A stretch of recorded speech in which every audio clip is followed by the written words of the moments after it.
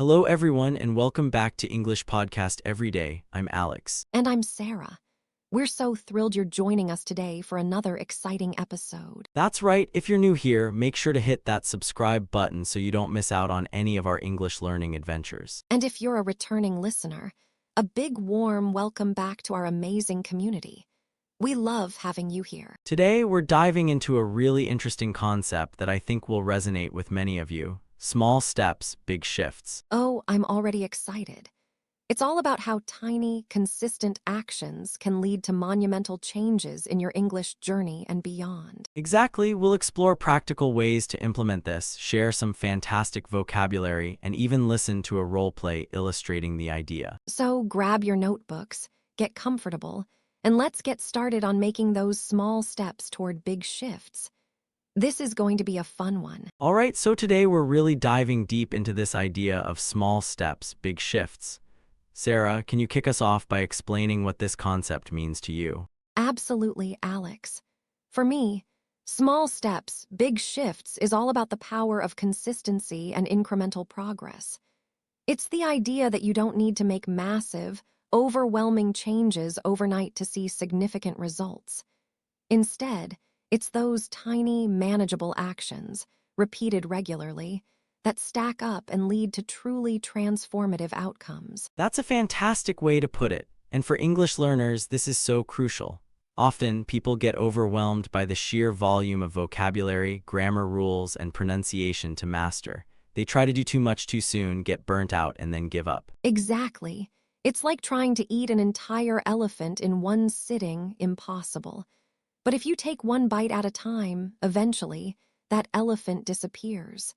So let's introduce some vocabulary that ties into this concept. First up, we have incremental progress. Incremental progress. This refers to improvement or development made in small, distinct stages.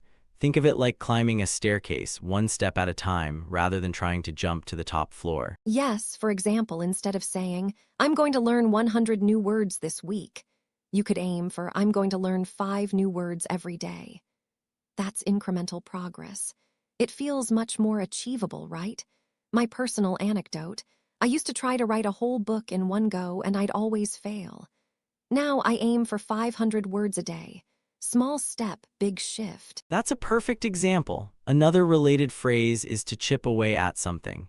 This means to gradually reduce something or make progress on a task by doing small parts of it over a period of time, like chipping away at a block of ice until you have a sculpture. Oh, I love that imagery.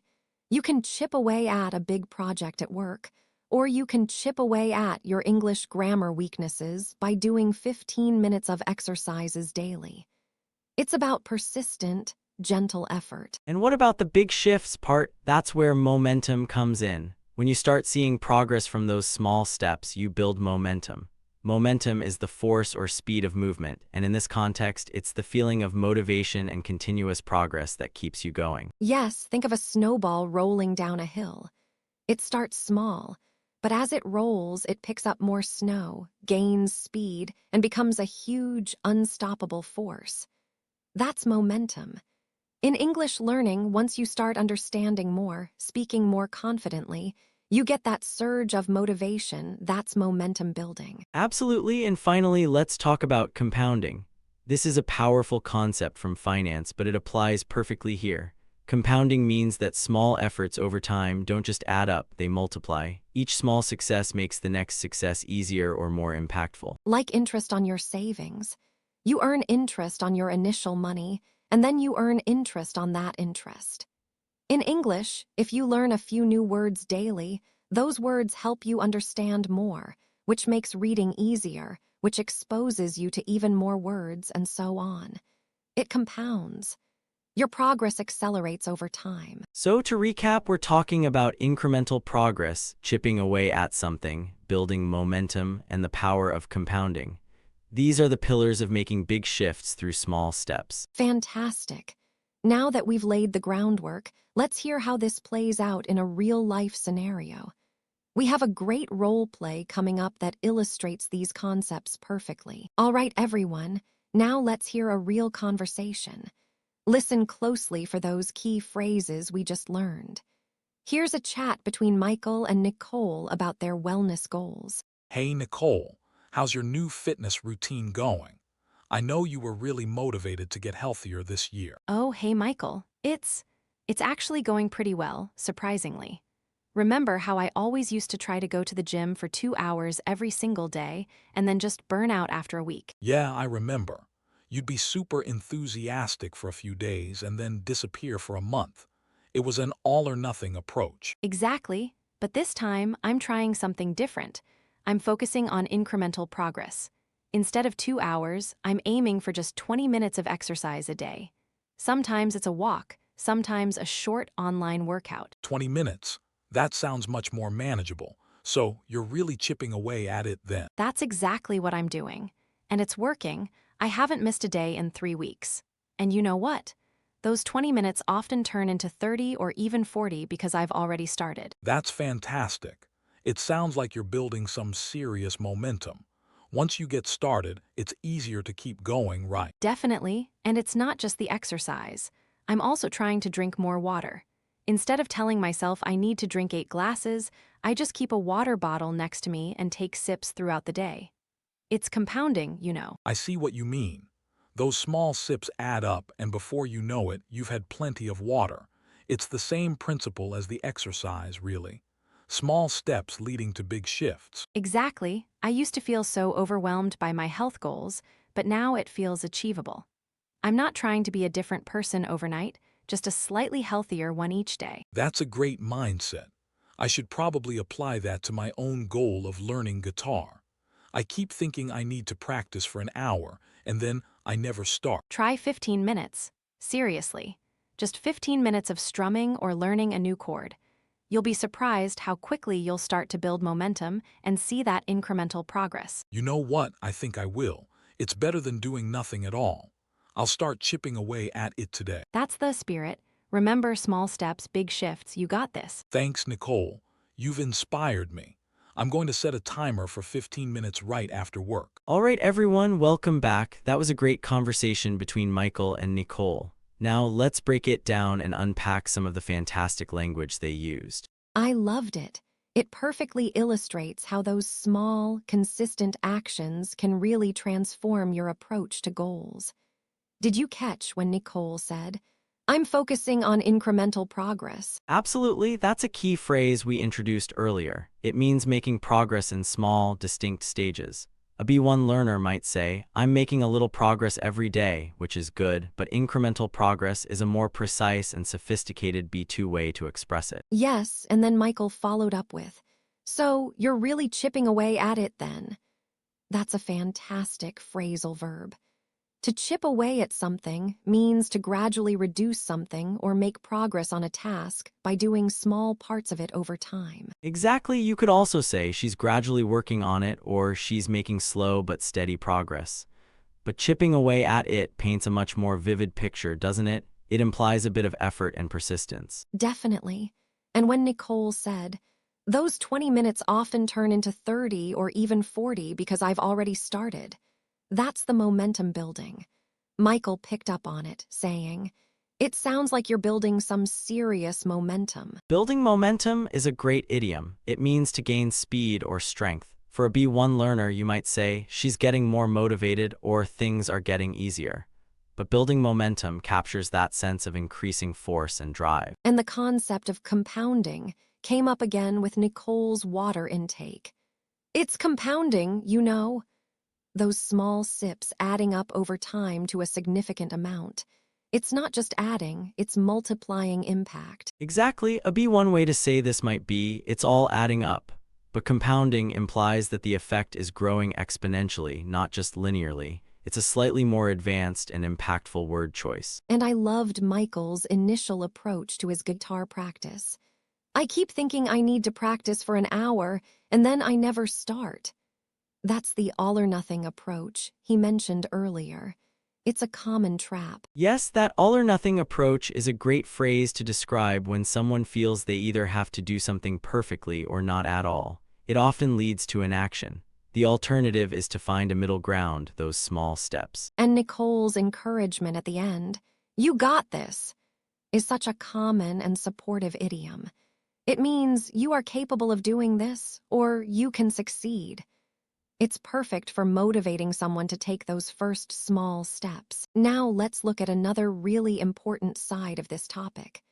Beyond personal discipline, how do our surroundings and relationships influence our healthy habits? That's a fantastic point, Sarah. It's not just about willpower, is it? Our environment plays a huge role in making those small steps easier or harder. So let's introduce a new phrase: to design your environment for success. Oh, I love that.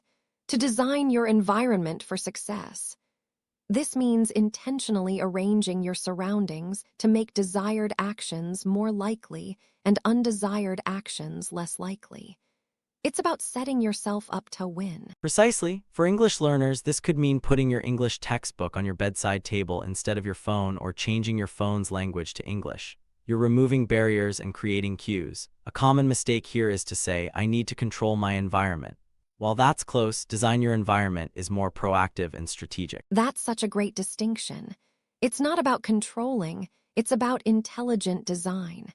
And related to this, we often talk about accountability partners. An accountability partner is someone who supports you in achieving your goals by holding you responsible for your commitments. Yes, having an accountability partner can make a huge difference. For instance, if you're trying to read more English books, you could tell a friend, "I'm going to read one chapter a day and I'll text you when I'm done." That friend becomes your accountability partner. A less precise way to say this might be, "I have a friend who checks on me," but accountability partner clearly defines the relationship's purpose. Exactly. It adds a layer of social pressure, which can be incredibly motivating. And this leads us to our next phrase: to leverage social influence. This means using the power of your social connections and groups to help you achieve your goals. To leverage social influence. So rather than just having one accountability partner, you might join an English-speaking club or an online community. You're leveraging the collective energy and expectations of the group. You're using the group's positive influence to your advantage. Absolutely. For example, if you want to practice speaking English more, you could join a virtual conversation group. The fact that others are expecting you to show up and participate leverages that social influence. You're less likely to skip it if you know others are counting on you. It's much more effective than just saying, "I'll practice speaking English by myself." The social element makes those small steps feel more supported and less isolated. So we've covered designing your environment for success, finding an accountability partner, and leveraging social influence. These are powerful tools. It shows that making big shifts isn't just about what you do, but also how you set up your world and who you share your journey with. It's all about making those small steps as effortless and supported as possible. All right, everyone, let's hear another real-world example. This time, we have Adam and Sky discussing their fitness journeys. Listen out for those new phrases we just covered. Hey Sky, how's your new running routine going? You mentioned you wanted to start training for that charity marathon. Oh, hey, Adam. It's actually going surprisingly well. I've been really focused on designing my environment for success this time. Designing your environment? What does that mean exactly? Well, for example, I lay out my running clothes the night before, right next to my bed, and my running shoes are always by the door. That way, there's no excuse to skip in the morning because everything is ready. That's smart, so you make it easy to do the right thing. I should try that with my morning stretches. I always forget. Exactly, and I also got an accountability partner. My friend Lisa is training for a half marathon, so we check in with each other every morning to see if we've done our runs. An accountability partner. That's a good idea, someone to keep you honest. Does it help? Oh, absolutely. There are days when I really don't feel like getting out of bed, but knowing she's waiting for my message or that I have to tell her I skipped, that definitely motivates me. I can see that. I always tell myself I'll go to the gym, but then I just don't. Maybe I need someone to push me. You could even join a running club. That's leveraging social influence. When you're part of a group, there's a collective energy that pushes you forward. Leveraging social influence. Like because everyone else is doing it, you feel more motivated to do it too. Exactly, the shared goal, the camaraderie, the friendly competition, it all makes it easier to stick to your goals. Plus, it's more fun than running alone. That makes a lot of sense. I've always struggled with motivation, but making it a social thing could really help. So, how are you feeling about the marathon now? Much more confident, it feels achievable because I've set myself up for success. It's not just about running, it's about making it impossible to fail. That's inspiring, Sky. I'm going to look for a local gym buddy and maybe even a morning stretch class. Thanks for the tips. Anytime, Adam. Remember, design your environment, find an accountability partner, and leverage that social influence. Got it. Wish me luck. Great conversation. Now let's break it down and compare B1 and B2 level language. That was a fantastic role play, and it really highlighted those concepts of designing your environment, accountability partners, and leveraging social influence. Sky's language was particularly rich, wouldn't you say? Absolutely. Right at the beginning, when Adam asks, "How's your new running routine going?" A B1 learner might respond with something like, "It's good. I run every day." But Sky said, "It's actually going surprisingly well. I've been really focused on designing my environment for success this time." That's a perfect example. The B1 response is functional, but Sky's adds a softener, actually, and the adverb surprisingly, which immediately makes it more natural and nuanced. And of course, she uses the specific phrase, designing my environment for success. Exactly. And when she explained it, she said, "I lay out my running clothes the night before. That way, there's no excuse to skip in the morning because everything is ready." A B1 speaker might say, "I put my clothes out, then I don't have excuse." That's a common B1 error, dropping the article "and" before excuse. And using skip as a verb for skipping a routine is more idiomatic than just saying, "I don't go." Definitely. Then, when she talks about her accountability partner, she says, "There are days when I really don't feel like getting out of bed, but knowing she's waiting for my message, or that I have to tell her I skipped, that definitely motivates me." The use of "really don't feel like" is a great B2 softener. Indeed, a B1 learner might say, "Sometimes I don't want to get up." Sky's phrasing is more evocative and shows a better grasp of expressing reluctance. And the conditional structure, "knowing she's waiting," or "that I have to tell her I skipped," demonstrates more complex sentence construction. And Adam's response to the idea of a running club, leveraging social influence. Like, because everyone else is doing it, you feel more motivated to do it too. His rephrasing shows he's processing a new, more advanced concept, which is very natural for a listener. Exactly, he's translating the B2 phrase into more accessible B1 level understanding, which is a great learning strategy. And Sky's follow-up, the shared goal, the camaraderie, the friendly competition, it all makes it easier to stick to your goals, uses some excellent B2 vocabulary like camaraderie. Yes, and her final line, "It's not just about running, it's about making it impossible to fail." That's a powerful and sophisticated way to summarize her strategy, showcasing a higher level of fluency and idiomatic expression. Absolutely, compared to a B1 learner who might say, "I feel good now because I can do it." Sky's phrasing is much more impactful and demonstrates a deeper understanding of the concept. All right, everyone, let's do a quick recap of everything we covered in today's episode. We talked all about small steps, big shifts, and how tiny, consistent actions lead to monumental changes. That's right, we introduced key vocabulary like incremental progress, to chip away at something, building momentum, and the powerful concept of compounding. And we heard Nicole's fitness journey in our first role play, showing how she avoided the all-or-nothing approach and used those small steps to succeed. Then we delved into how our environment and social connections influence us, learning phrases like "to design your environment for success," "having an accountability partner," and "to leverage social influence." And Adam and Sky's conversation brought those concepts to life, showing us how to make it impossible to fail by setting yourself up for success. So remember, big changes often start with tiny decisions. Keep those small steps consistent and you'll see those big shifts. Well, that brings us to the end of today's episode of English Podcast Every Day. Thank you so much for tuning in and joining us on this journey of small steps, big shifts.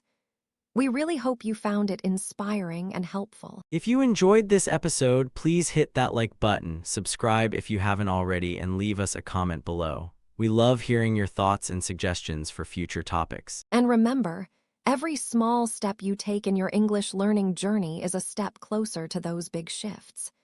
Keep practicing, keep exploring, and keep believing in yourself. Until next time, this has been Alex. And Sarah, signing off from English Podcast Every Day.